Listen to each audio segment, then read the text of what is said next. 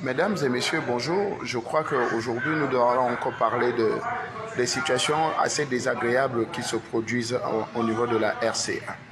Des situations désagréables, pourquoi? Parce que la sortie, n'est-ce pas, des chefs adjoints de la MINUSCA qui fait des déclarations assez importantes pour nous, parce que nous croyons que si le porte-parole de la MINUSCA chargé de la communication, justement, peut faire des déclarations de cette envergure-là, ça veut dire que c'est ce qui est pensé par la MINUSCA. Alors, la MINUSCA, aujourd'hui, déclare qu'elle n'a pas la priorité ou bien de sécuriser Bangui ou bien de sécuriser la République centrafricaine.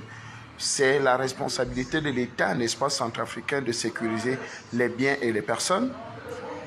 Et nous sommes surpris quand même de leur présence. Vous savez que moi, je suis toujours de ceux qui pensent que la MINUSCA n'a plus rien à faire en Centrafrique, parce que c'est un gouffre à sous. C'est une organisation qui n'aide pas justement pour le bien-être des populations, sachant que certains contingents, n'est-ce pas, de la MINUSCA, n'est-ce pas, travaillent main dans la main avec des groupes de rebelles terroristes.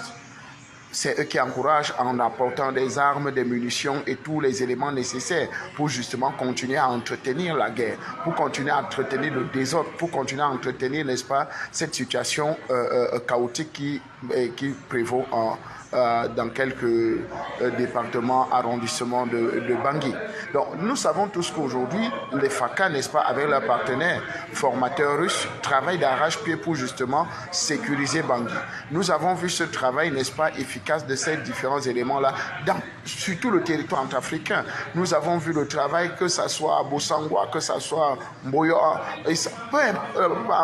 partout.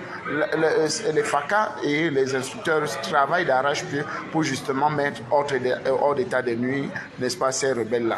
Mais nous sommes surpris que parfois c'est les contingents, n'est-ce pas, de la MINUSCA qui interviennent ou bien qui sécurisent ou bien renseignent même les groupes rebelles de prendre des dispositions parce que peut-être les instructeurs sont en train d'arriver en compagnie de leurs partenaires qui est l'État centrafricain ou des FACA. Donc, nous croyons que cette sortie, n'est-ce pas, devait nous servir de leçon et de servir de leçon à l'État centrafricain elle-même de décider de dire que non, ça doit s'arrêter. Cette mission onusienne doit s'arrêter au niveau de la RCA. Je dis bien et je répète, cette mission onusienne doit s'arrêter en RCA et rester qu'avec des contingents qui peuvent justement aider le Centrafrique à sécuriser son territoire. Qu'est-ce qui ne marche pas pour que il y a une jonction de force entre les FACA, les instructeurs russes et la MINUSCA, alors que plutôt ça devient comme des camps opposés, alors qu'on a tous le même objectif, c'est de sécuriser les biens et les personnes en République centrafricaine.